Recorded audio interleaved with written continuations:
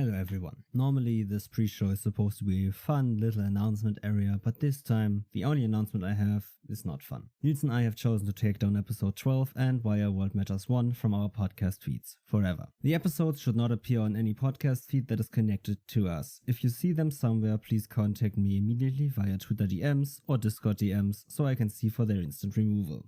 We have chosen to take this step because of the actions of a person present in both these episodes known as Marker the DM, who has abused, harassed, manipulated, and threatened people in the TTRPG spaces. We believe the victims that had come forth and support them. I am sorry that we and I, Emil especially, elevated, platformed, and supported him by giving him space here, in Discord servers, or on Twitter. I am sorry to the people that have been hurt and affected by him, and my actions in supporting him and praising him. This episode was recorded to its entirety before the victims came forth, as was the anniversary episode, which Niels and I will re-record cause I cannot deal with airing it as it is now. I do not know if we are able to release that in time, as I still am very hurt, confused, and honestly disgusted with myself. Again, support the victims that have come forth, believe them, and if you can, still after this, enjoy this episode 53 with Charley from Negative Modifiers, who has been an amazing guest to us and doesn't deserve that I have to make this announcement before this episode, but I feel like I have to. From Negative Modifiers about campaign themes.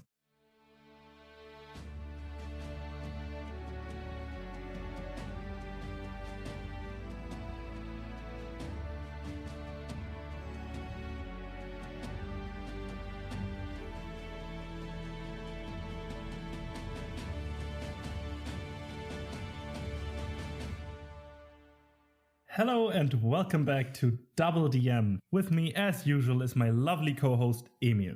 How are you today? I am doing fine, as always. Did anything good specifically or anything at all happen to you? How was your week? Tell me about it. How was my week? It's stressful. I'm in crunch time now, so several projects, exams, essays, presentations, all in the span of the next 20 days. And after that, I'm done for 2 months entirely with everything. Yeah, nice. Not just my attitude, but also theoretically done with everything. That's good. Same here. Except this podcast, at least. Yeah. Obviously, this and Titan's Call which will be done in that time. I'm excited. I'm excited to play. I am as well. You've been mocking up some pretty badass art already for it. Not spoiling for the people, but it looks fucking sick. Thanks, mate. It's not even close to being finished, but it already looks pretty sick. Thanks. So, Niels, did anything big happen this week for you? You bet your ass it did. Today. A quick improvised one-shot. Oh. Because we're talking late into the night and we're wondering what we should do with the evening. So with the evening, it was 2 a.m. Okay, with the night or whatever. And we decided, hey, everybody would be down for a one-shot, let's do it. But nobody wanted to DM that late in the night. So I said, hey, I can DM, but let's do it tomorrow then. And so we played today without any real preparation or anything. As you do. Yeah, and you were a part of that. I was part of that. Yes, I was part of that. How was it for you? Let me ask you that. Well, you know, when you're a long-time DM and you've been doing this for several years, like both of we do, you know when the DM is improvising, or when they're not improvising, because you don't know exactly that, but you know when it's rushed. Yeah. But that isn't a problem, right? I respect it because I wasn't there at 2 a.m. when you guys did something. I read the message today at 10 a.m. that, hey, at 10 a.m. one shot. And I was like, oh, okay, let's go, I guess. No, but I could feel that obviously you weren't prepared because you didn't prepare to the little things, right? You just threw up some generic music. You didn't prepare anything specific. You didn't have any voices or good descriptions prepared of stuff, but you managed a very well made one shot Thanks. We had a few encounters. It did have... So I know there are some people that say the general structure of a one-shot should be one social encounter, one investigation encounter, one combat encounter. We had no real social... Well, one social encounter, one investigation encounter, and 3 distinct combat encounters even. Yeah.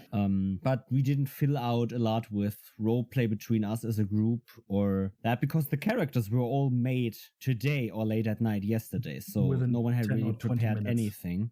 Yeah. Though I had a fun idea for my character because I wanted to play one of the new Dragonborn editions after Fizzbands, right? And I chose to be a gem dragon, an emerald gem dragon. And they get the ability to have a psychic breath weapon, but also the ability to speak to a different creature within 30 feet. And I thought about it because I wanted to play this laid-back deaf cleric who doesn't really care about anything.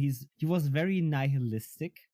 He didn't care about anything, really. He didn't care about anyone. He just went along with everything. But in his head, he had this very determined persona or voice. That was the psychic voice others heard, right? It wasn't himself that was talking, it was something else. I didn't figure out what it was, but that was just a decision I made because I thought this is a fun way to play this one-shot throwaway character even, right? And that's one of the things, for example, I learned from one of our earlier guests, CC... Just make fun gestures up for a character. And this character had a gesture of being laid back on the outside, but inside this determined, burning passion. Maybe that was a second entity in his head that was nested there. Maybe that was him, a part of him that he suppressed or whatever, right? And I didn't have to think about it. I just did it, and it felt great because it opened up a lot of fun possibilities. Yeah, and if that character would have been played in a bigger campaign or a longer campaign, with this sort of thing, you have a lot of plot points you can do with the laid-back outside persona and the determined inside persona or split personality or whatever. There's a lot of things you can do with this for a fun little story arc. I mean, that's kind of also my current philosophy on character creation. Not just what we learned with CC, but generally really to make every character I have in some way not just what the stats say. Yeah. Twist, like, I think D&D gives me that opportunity to do that well, but I think it isn't really the game that... It isn't made as, right? I need to say this. It isn't made as a game for that. Yeah. But it allows me, for example, with this psychic speech, I can twist that from it isn't him that's speaking, it's something else that's speaking. But it still says, and then I can play with that. And a lot of character things allow you to do that, I think. A lot of things that D&D uses allow you to make up your own meanings for it because they are specific enough to make statistical sense in the mechanics of the game, but are not explained in a lore sense. And right, you don't get explanations for the lore, and that I use to my advantage and play around with it. Yeah, and make fun things of it.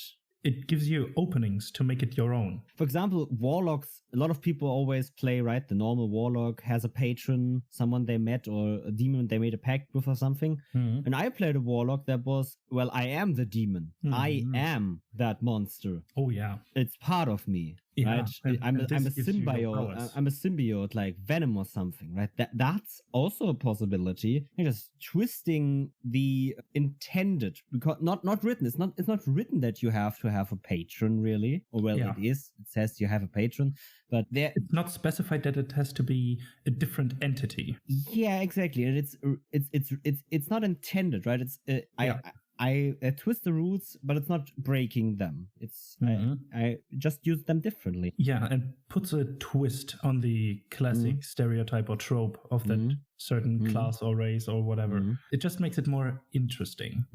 But playing the classics can also be a lot of fun. Don't get me wrong. Play whatever makes you happy. That's just, I wanted to say that. Yeah, but play whatever you want.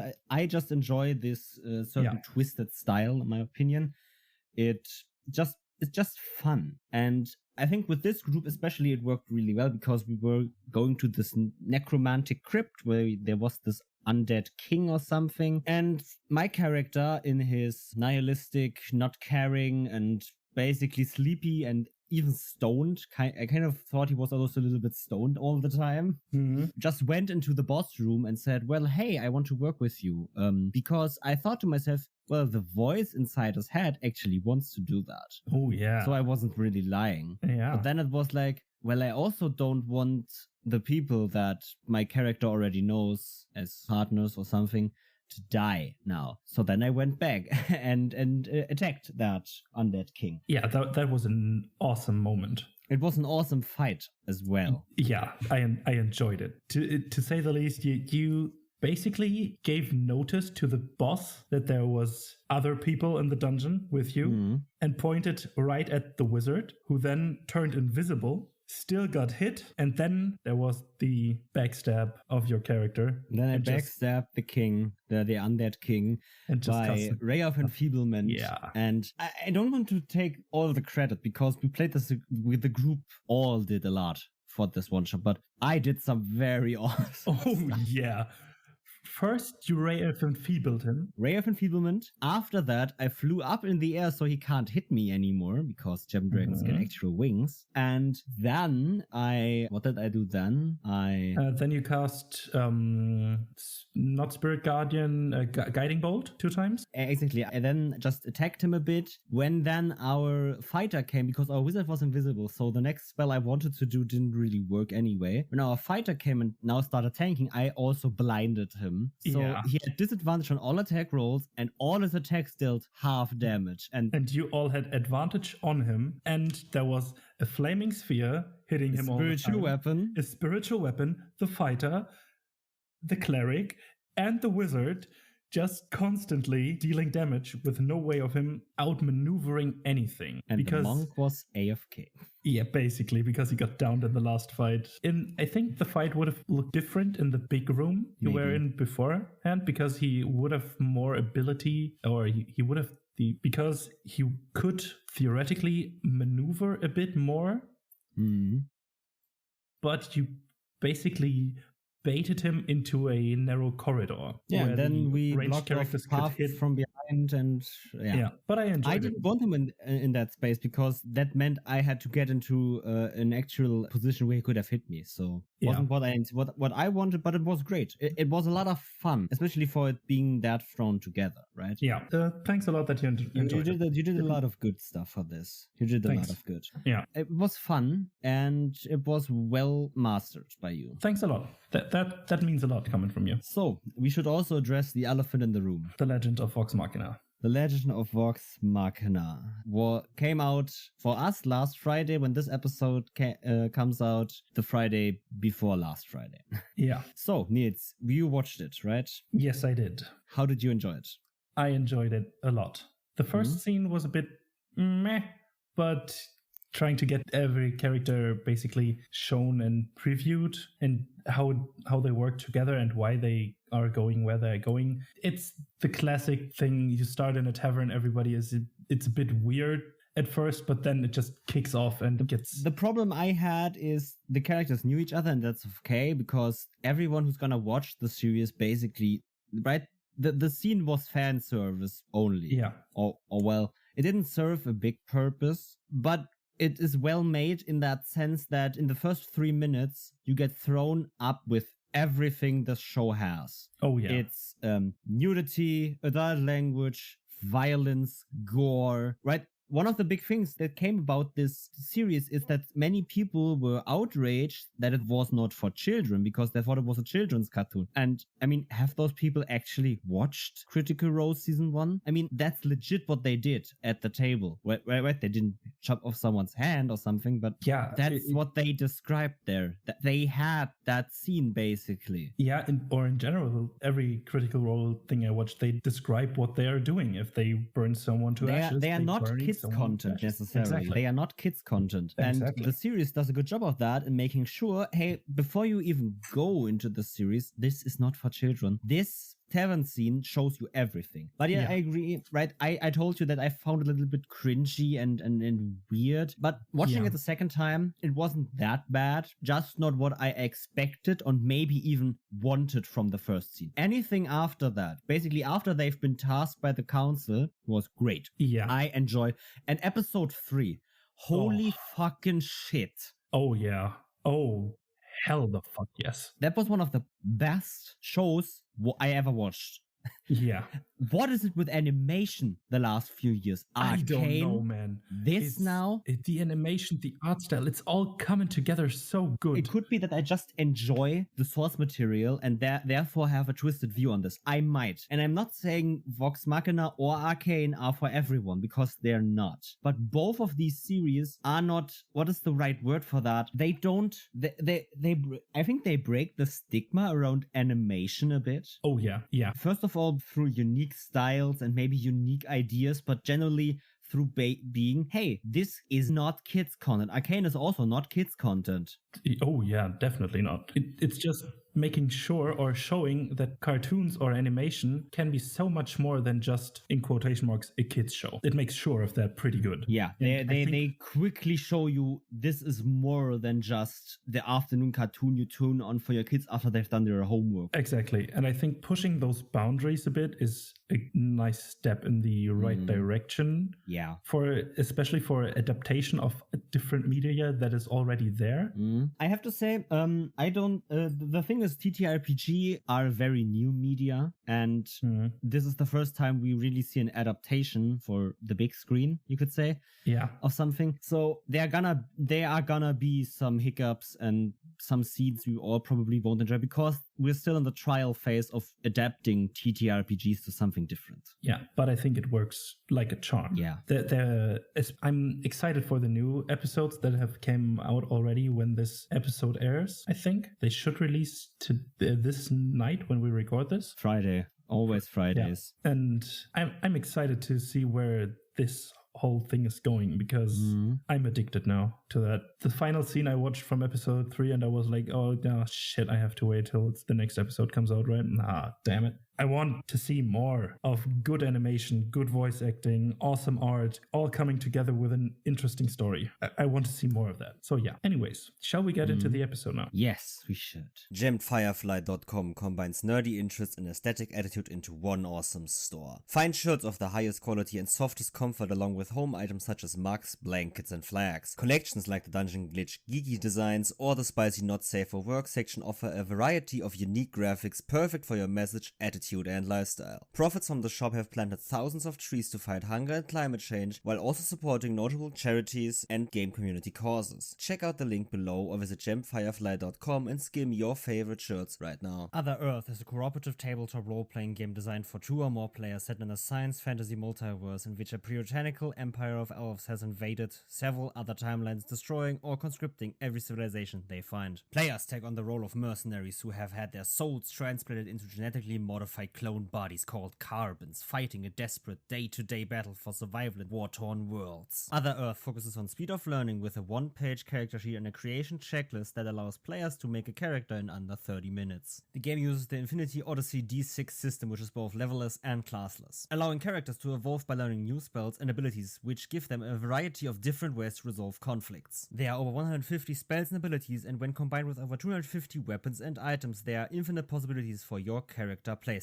The system allows for an incredible speed of play, with rounds quickly and seamlessly flowing into one another, preventing parties from getting bogged down in any single conflict. This is paired with a wargame-style tactical combat system that encourages players to coordinate to gain advantages, and a true line-of-sight style, which incentivizes players to use cover and terrain to their advantage, both with miniatures and in a theater of mind. Find the link to the Kickstarter in the description.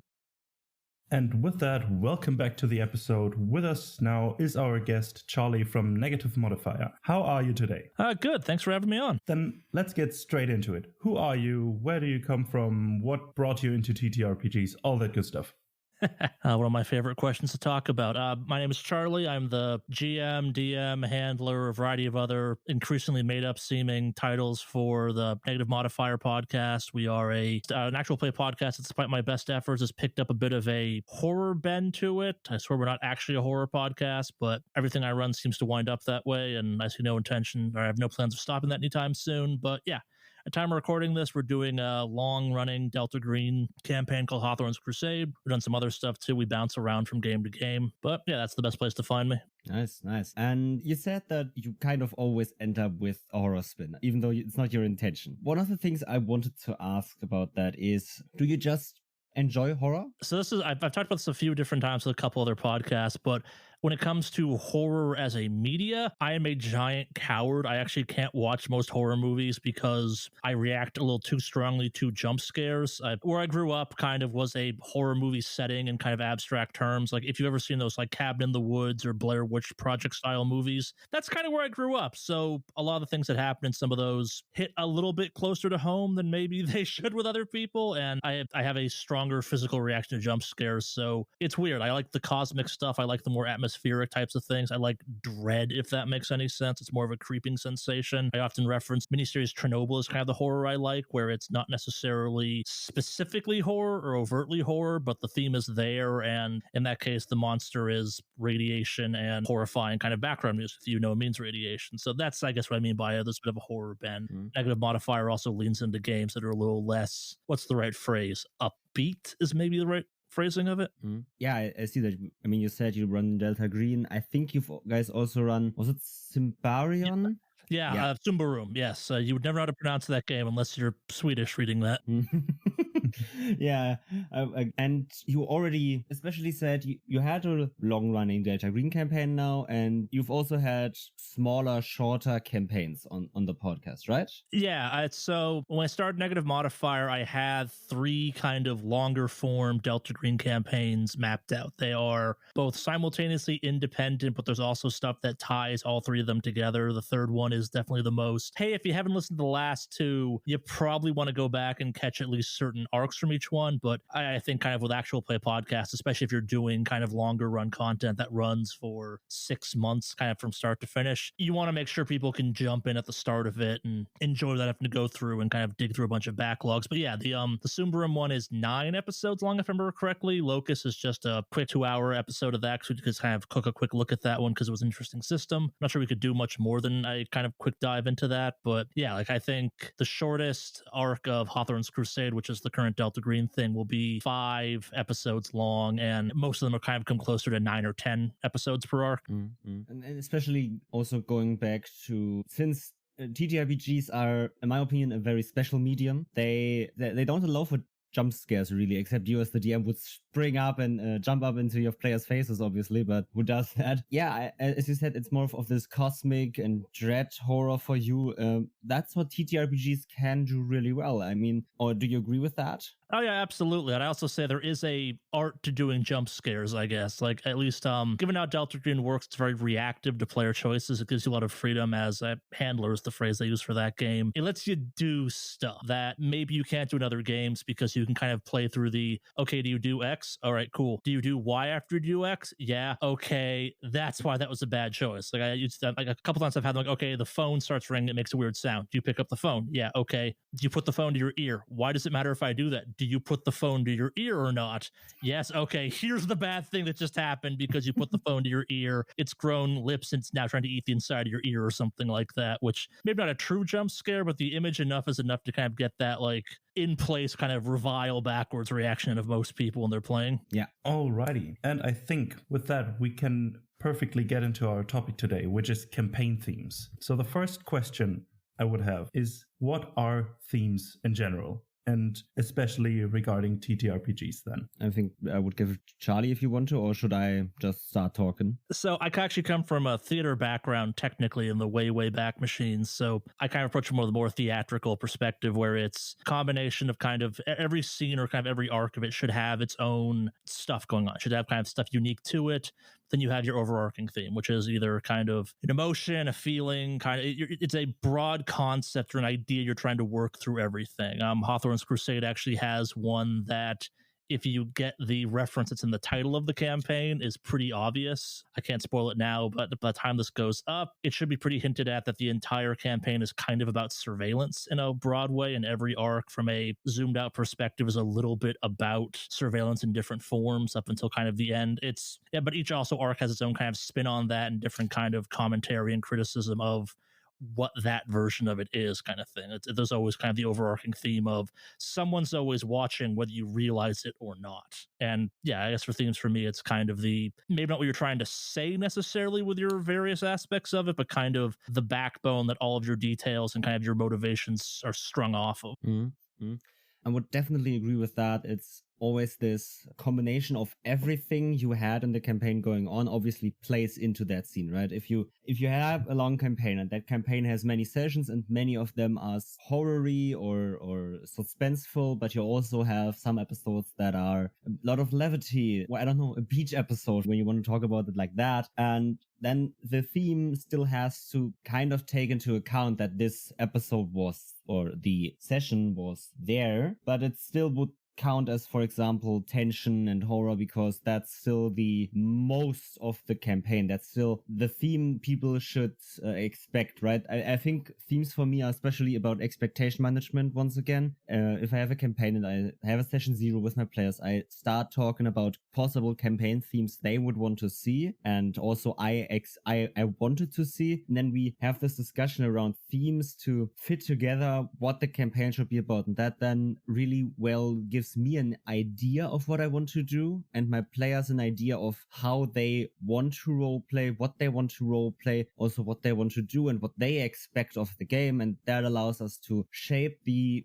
campaign in a respecting manner of each other that works for all of us. And I think that's especially where themes help when talking about it, because everyone understands something under that word, be it genres for movie and games and TV shows, or be it more questions, for example, that can, or more topics that get answered and touched on in the campaign. So it's interesting. I didn't get through all of your episodes, but I listened to a couple of them. Have you ever talked, I guess, in a previous episode about kind of, what's the right phrase, kind of campaign, or I guess even like segment or story arc kind of framing, I guess? Like if you talked about web versus like Christmas tree approach? We haven't yet, no. Yeah, I think that's kind of actually, I think it's very relevant to the whole theme thing, because I think if you're using the kind of the Christmas tree approach where you're treating your central kind of main story as the, what's the right phrase, the trunk of the tree at that point, your theme needs to be part of that. Like it's as much a part of kind of what holds all the details and the kind of stuff that shoots off of it up as all the details that hang off of it. You're not going to see it all the time. You know, it has to be there to kind of support everything around it, or else it just becomes a bunch of mess on the floor. Mm-hmm.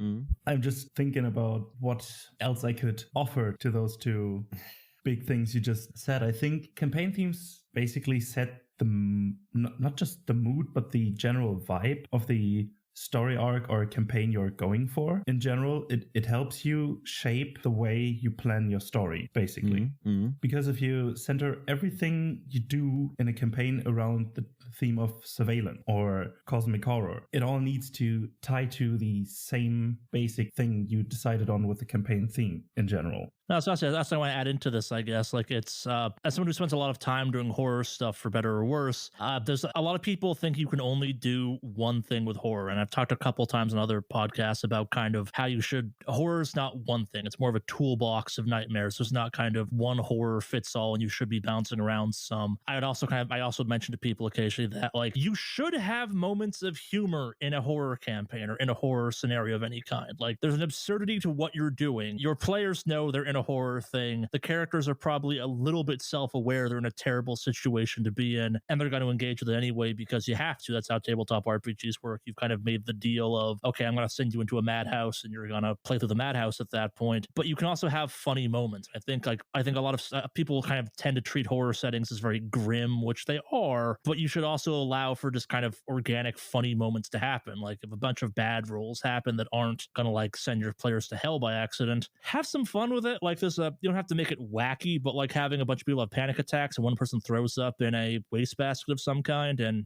you make them kind of roll through that with just increasingly ridiculous rolls. It's a fun kind of breathing moment that actually helps your horror aspects seem more horrifying because you're messing with people's expectations. Almost kind of you've thrown the rhythm off, like, oh, okay, this room's fine. Actually, no, the room is now closing on you. God damn it moment. Yeah, you can actually subvert expectations by kind of mixing themes or bringing back a theme that's maybe an absent, like maybe you hinted at, but it's like, okay, yeah, it's kind of like when do you weave that into various topics at that point that you can use opposing ideas and themes to help kind of prop up and really highlight other aspects of things. Yeah, I totally agree with that. We had an episode with Sergio from Mayday Roleplay who also talked about that you need to have, when you have this tension line, for example, right? This tension should never stay on one direct line because at some point it's just gonna snap. You will have to have moments where the tension is a little bit less, where you have levity, where you have humor, where you have just anything to relax your players and their characters, and then you can drive it back up again by using, I don't know, now a zombie pops out of the closet and starts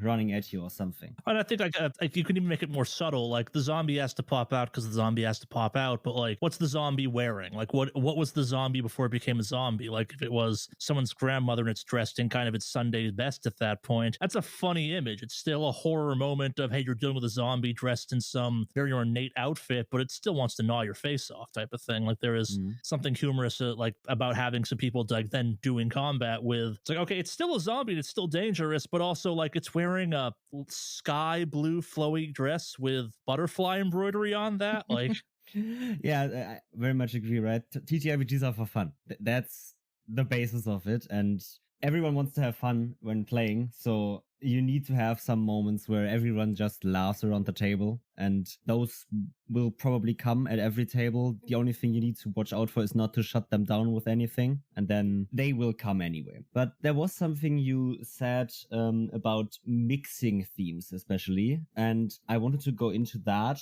in a more broader sense. When we're talking about a campaign theme, and we haven't even played the campaign yet, we're just at the beginning of the campaign, we have a theme set out for us, but especially the thing is, I believe most campaigns mix a lot of themes, right? It's not only one theme that's one focus of the whole campaign. And especially, how do you mix themes?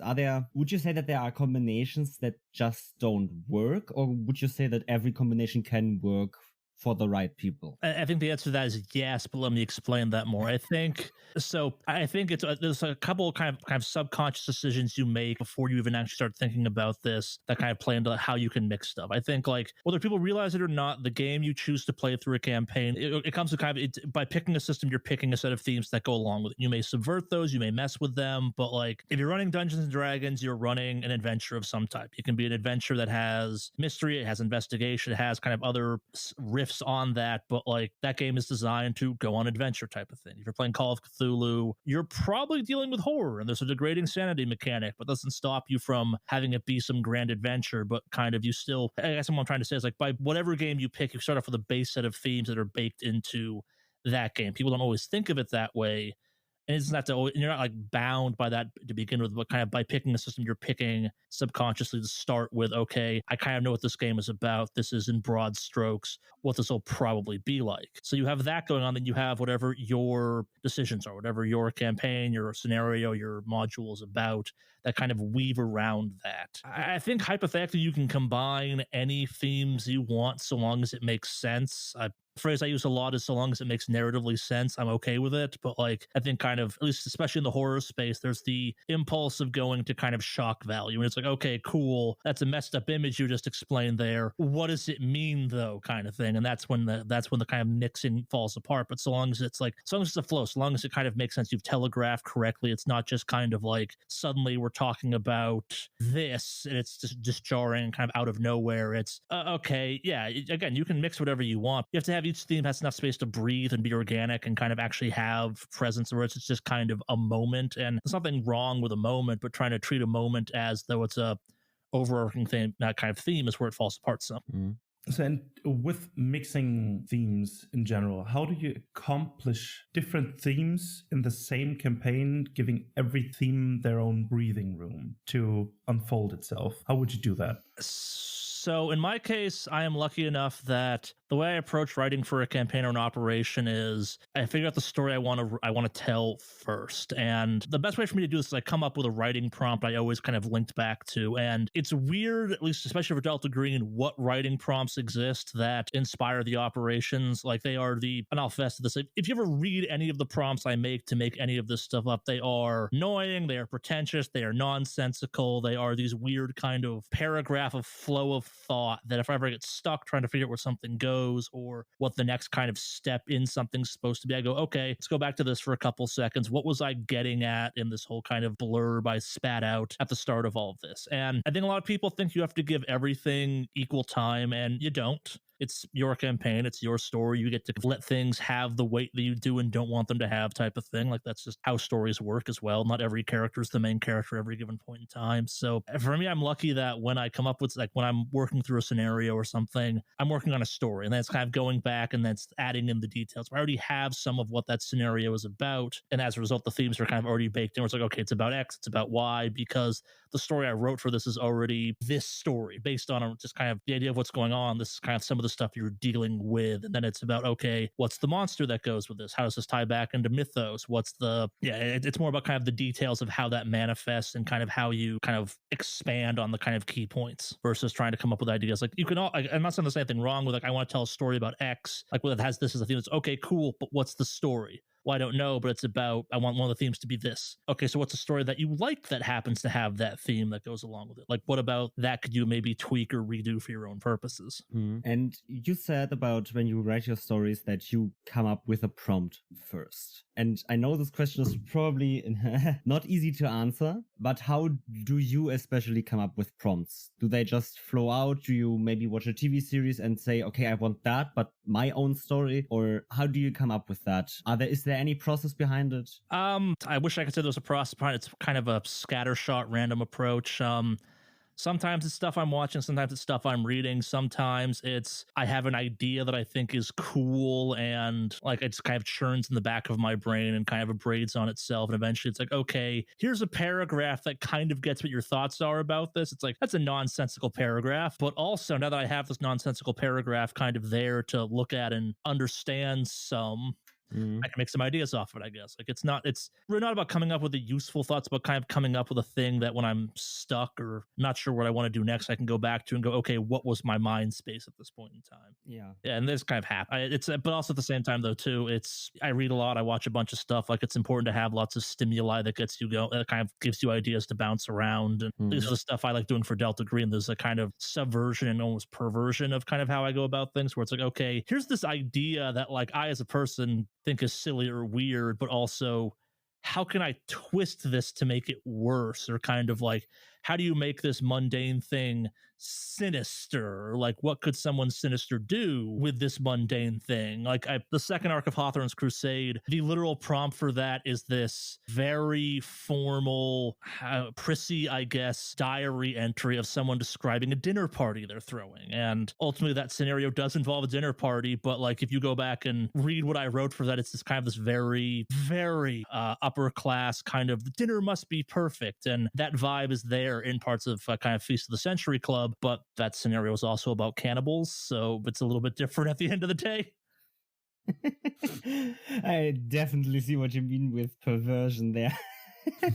Yeah, but especially for coming up with themes or prompts or ideas, really, I mean, we talked about it a lot of times. You can find inspiration anywhere. I have this story about Warforged in D&D, as where when I see them, I always where we all think of robots when thinking of them, but generally they aren't really just robots. But then I thought about this more or less, you could say, done to death story about robots gaining sentience and consciousness, and at some point realizing that they are just not treated as equals by the humans, and uprising and revolution, maybe some people helping them, all of these kind of things. But that's an idea I had from just looking at the Warforged Deadblock and said, well, yeah, I want that as my campaign. Take it, boom, write it down, keep it for later. And when I have written it down, I never really forget it. And I think that's one of the most important parts when you think of prompts, themes, ideas. You need to write them down, because they are so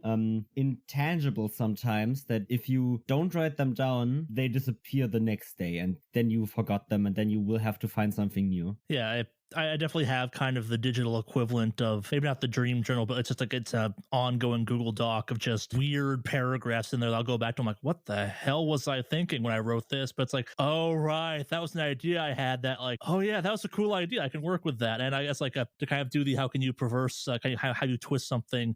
So your Warforged idea, if I was going to run that character, I would do a character that wanted to lose sentience. They realized having emotions and feelings and sentience was a burden, and their quest was to kind of shut that part of themselves down. I think we all have this document where we just put our weird ideas in and then try to build something out of it, but never really know exactly how to do that, but still want to have a campaign or an arc centered around this idea you just wrote down. And I think it's one of those ones where people get bogged down and they have to know exactly what it is. Like, I never get most of my things beyond kind of an outline that has important places, important kind of things, and important people. The rest of the stuff you're going to fill in as part of the tabletop RPG process. Like, it's not... If I was writing a book or a play, I'd write a book or a play. I'm writing kind of a space for people to do stuff. I think a lot of people kind of get bogged down. They have to know everything. And the answer is you don't. Like, you can know as much as you need to do about a situation. Like, I don't need to know everything about my group of foodie cannibals, but I have to know enough that I can kind of give them names and give them details and kind of make them interesting beyond just, okay, yeah, they're annoyingly rich foodie cannibals. Like, well, okay, what's their thing? Why are they this way? And that's not so much details, more kind of, it's like, okay, that's probably important. Going back to the theme thing, that's probably the theme of your arc. Like, you have your antagonist serving as kind of a delivery or foil or reflection of one of the things you're trying to say or comment, or kind of is running through your whole thing at that point. Mm-hmm. And one of the things, right, you don't need to know everything, since TTRPGs and your players obviously will fill something in. You need to give them enough space anyway to move and do stuff. And one thing I have written down, for example, another campaign idea was this. I played Gears of War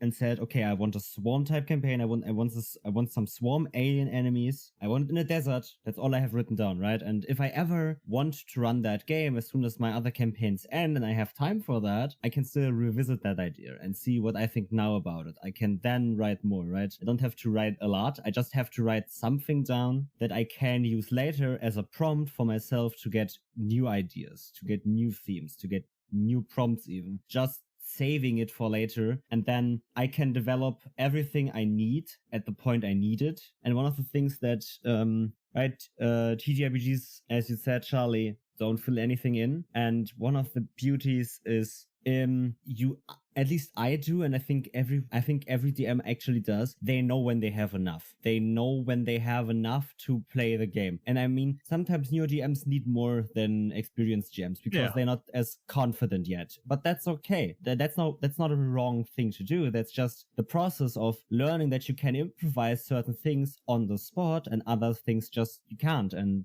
then you know what to prep and what not. Yeah, I think it's like, I think the conversation that happens around, like, oh, I've been playing tabletop RPGs for 6 months, 15 years, whatever. Like, it's inherently not a great conversation, but at the same time, it does kind of, that conversation belittles the idea that, like, the more you play, the longer you have been playing, you do pick up skills. It is a practice thing. You become more comfortable kind of various concepts of the game world itself at that point. Like, you see a lot of people talk like, oh, I can't believe these players got, like, latched onto this one NPC I made and I had to write, and I can't believe they did that. It's like, well, did you make the NPC interesting by accident? Yeah, that's the mistake. Like, go with generic people. Like, yeah, I get the whole appeal of making, like, Boblin the Goblin at that point, but you made it rhyme and people find rhyming addictive. Totally true. And one thing I wanted to talk about is campaign theme types, if you know what I mean. Let's get into some examples of what types of themes there are in general. Well, you can easily, right, starting from the top, I would say you have very broad themes. For example, I could say fantasy and sci-fi are two themes. They already give you ideas for where the story is headed, what's in the world, and how the world kind of works. When you think about fantasy and sci-fi, they're distinctive, they're categories you can put your campaign into, and that could work as the first theme of your campaign. It's a fantasy campaign. Okay, and then you can go down, what does that even mean? Because fantasy still allows for a lot of different stuff that sci-fi does as well. Some things maybe sci-fi even doesn't allow. And that could be the first distinction. It's very broad, I know. Probably if I paid better attention in Squad, have a good, like, official sounding answer to this. I'm sure there's someone that's written, like, the 9 actual categories of themes, but generally speaking, I've found that kind of you have your setting themes, your story themes, and then kind of your character themes. Like, in those basically boil down to, you can't tell your players what they're going to be necessarily, but, like, what are your NPCs about? What are your antagonists about? What are your kind of neutral characters about? Like, they're living in a world, and they've lived in that world hypothetically their entire existence, or some version of that. They have some reaction to things, and your characters, for the most part, like, they're not the reason the big bad is the big bad. They're just kind of ramming into the big bad's path of life at this point in time. So what have they been up to previously? Why are they the way they are type of thing. And that's the whole idea of like your characters shouldn't exist just for the PCs to have something to interact with. They should have at least some kind of broader view on life that's driven by what they're about. And you have your setting themes, it's nature, it's space, and I think you get some of that stuff based on where you're putting it. Like space, it's isolation, it's horror, it's fear, it's kind of the inherent terror of space. Like I can kind of go back to the, like, if by picking certain games you pick certain themes, like picking certain settings, like you immediately know the difference between a mountain campaign and a forest-based campaign. There's probably survival aspects to the mountain stuff, there's treachery, there's like probably ice and cold might be a kind of reoccurring aspect of it. Exposure might be a thing versus forest. It's kind of stereotypically, it's nature, it's trees, it's everything's connected. It's the ecosystem of the forest. It's deer. It's animals that maybe look cute and are actually secretly nightmare creatures or something. Like I think a lot of people try and like figure this stuff out before they actually figure out what they're going for. And the reality is what you kind of make your setting, what you make your story about does create some of your themes for you type of thing. Like, and I think it's kind of important to lean into that aspect of things. Like I'm not going to try and tell a space, kind of the nightmares of space story with a game that's designed to simulate sailing through, I don't know, the dunes at a beach. I'm sure someone could pull that off, but I'm not going to attempt that. Yeah, maybe someone does, but I think, right, it's the eternal thing about, it's this thing you sometimes see people jamming everything into D&D, for example. There are other TTRPGs out there, and they're not hard to learn most of the time. When I looked at the Delta Green rulebook, it made sense, everything. It was easy to learn, it was easy to read, it was fun to read because I wanted to. Obviously, I can't force anyone to play any other TTRPGs than the ones they want, but yeah, the only suggestion I can make is if you have a story you want to tell, look for the game that best lets you tell that story and find out if that game is also for you, right? If the game isn't for you, you won't have a lot of fun with it. Or you can become a GURPS player, which is a whole other choice on its own. But another thing that, for example, I love in themes is what I do a lot with my campaigns is the sides of opposites, rich versus poor, the simple war story, Kingdom 1 versus Empire 1 or something. And generally putting two things that are opposites of each other against each other, and that can create so many different prompts and narrative points for your players to latch onto and play around with. And I think that's one of the big things that when you write for TTRPGs or when you think for TTRPGs and create for TTRPGs, you need to always think about your players and how they latch onto things, how they will interact, and what they might do. You shouldn't plan for what they are allowed to do and whatnot, but still need to take them into account, right? You need to leave points unfinished, where what we said already. But when you make your prompts, you need to think about prompts and themes that engage players, that make them want to interact, that make them want to dive deeper into exploring that. Well, I think you're touching on kind of an interesting idea. I think it's one of those ones where kind of when you're talking about tabletop RPGs, there's kind of an unconscious conversation you're having, and it's about trust when it comes to certain topics and themes within a game. Like there's certain stuff I'll do with the Negative Modifier group. I know the people that play in that really well, and I know what buttons I can and can't press and what I can kind of evoke versus not, versus if I'm running a game for just a random group of people, or kind of I've been asked to run something for someone. There's a whole bunch of stuff I know is just kind of like, nope, I don't touch that, or like it's not worth the gamble. That, like, yeah, it's a great thematic thing to play with, but also I don't know these people. I don't want to accidentally do something that's gonna make someone uncomfortable or ruin their game experience. I think there's kind of an unspoken conversation that has to happen while you're playing, and you have to, it's like this where safety rules come in, a variety of other topics that I'm not the right person to talk about this because people understand this far better than I do, but it's willing to adjust. Like I think it's people get locked into telling a thing or something specific, and it should evolve because of your players. Also, it might have to evolve because, hey, you didn't know your table is full of 4 people that are terrified of spiders, and you had a lot of spiders planned for today. Oh, I agree so much, right? It's one of the things, respecting your players will yield a better game experience. Knowing them, knowing, respecting, and just being a good human being around them. Well, the relationship cuts both ways too. Like it's if a group knows me, well, they know what I'm okay with and what I'm not. Like generally speaking, if I'm running something, I'm more or less okay with anything, but never assume that about someone either. You never know, kind of like from a player, not versus, but kind of going at the DM, whatever topic at that point. Like it's a trusting relationship both ways. Like people often talk about how it's like, oh, it's it's on the DM's job to kind of make sure everyone's comfortable. And it's like, no, it's a two-way street. Like the players can occasionally do stuff that, hell, I've been in groups where I'm kind of sitting there being like, why the hell would you do that? That's a terrible idea. But okay, let's see how this one plays out. Like, I'm uncomfortable, you're uncomfortable, we're all uncomfortable in this together. So here we go, I guess. It's one of the first things I had to realize when starting DMing was that, especially the games that more or less say use a DM screen, D&D or The Dark Eye, which was the one that I started with, the DM screen is not a barrier that means this side versus this side. It's just a barrier is to say, this is now the DM space, this is where they keep their notes, this is where they keep the book, this is just so the players don't know what's gonna happen and can play the game fairly, right? They don't know what's coming next, they can't meta game or anything, but it's not a barrier between the two sides of the table or something. You're still a group of people. Most of the time that you are friends, you're in this together, you're playing a game for fun. Why should this thing be a barrier and say this is one side versus the other? You're touching on a weird topic that's completely off topic for what we're talking about right now, but I've kind of wondered if some of the conversations that happen now about kind of player versus GM are driven by the fact that GM screens have gotten really antagonistic in the last few years. Like, don't get me wrong, it's really cool having a GM screen that's got like spikes and razor wire across the top, but it definitely sends a message to the rest of your table of me versus you, which I don't know. Like, I've been playing tabletop RPGs on and off for 15 years, and I grew up where it was like, hey, it's 3 pieces, 2 pieces of just foam core you've hastily taped together so you can get a little privacy going on. And I'm not saying like the modern stuff is really cool, and definitely like 15-year-old me would have been all over that stuff. It's like, yeah, this is so much more badass than it was back in the day, but at the same time, it's more there. It's definitely more of a barrier. Like, it's putting down a 5-pound GM screen is a statement, whether you intend it to be or not, type of thing. Like, it's a cool statement, don't get me wrong, but 100%. I mean, there are GM screens that look so badass but also so frightening because, I don't know, the dragon on it looks so fucking real, and you sit there and think, okay, you sure. joke.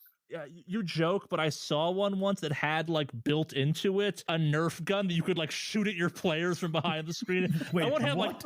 It had like an adjustable turret thing. Like it had like it was a big gargoyle thing in the center of it that had you could shoot Nerf darts out of the mouth. Like, it was a waterproof gun. I think it was on Etsy. I saw it. It was way too goddamn much money for me to buy it. I remember looking at it going, I want this for all the wrong reasons, which is why I should not buy this. Like, a Nerf. Okay, I did not expect science gone too far. At the same time, I own a dice case that has a catapult in it, so you can like catapult your dice out of it. So yeah, people make weird stuff, and I love them for it. But like, yeah, I think we're way off topic. This one I can also talk about weird tabletop RPG accessories till I turn blue because I love it. Like, the weirder they get, the more I'm like, okay, who is this for? Like, I don't know why I need a 40-pound D20, but I want it. Yeah, it seems too specific to be a general thing for every table, but it is so cool that I want to get one. Yeah, no. Why are these not the normal dice? I just want big dice. You joke, but I recently got today, I'm blanking on the company's name, but they make it's instead of it being a hard dice, it's kind of like a soft gummy almost. Like, it's not edible. It's a oversized D20 that you can like squeeze like a stress ball, and rolling it's fun because it bounces all over the place. Like, it's got a really weird roll pattern to it. And I'm like, this is like I have cooler dice that I have like more professional, like normal dice that make cool sounds and stuff. But I'm like, this is just fun to throw at stuff right now. I'm having fun bouncing this off my desk. And I'm like, there's some weird, cool trick shots you could be doing rolling this. Like, at the same time, I grew up with a guy that had it was a D20 the size of a basketball that I think was made of 1/4-inch steel. The thing was heavy as all hell, and it came out for, quote, the big rolls. You had to roll it on the ground. We found this out because you rolled on the table, and it snapped the table in half we were using. Like, you were rolling a cannonball by all measures at that point. I think he custom made it, but yeah, you knew it was a big deal. It's like, oh, we're gonna get the big die. 2 people go over and grab it and carry it across the room, and you're like, okay, 6. I threw my shoulder out on that too. Yeah, a friend of mine also has a very big dice, and I think he just doesn't use it anymore because he chipped away at the table of our host. It wasn't even his table. That's the problem, right? It was the host table, and the host went, "Why is my table chipped?"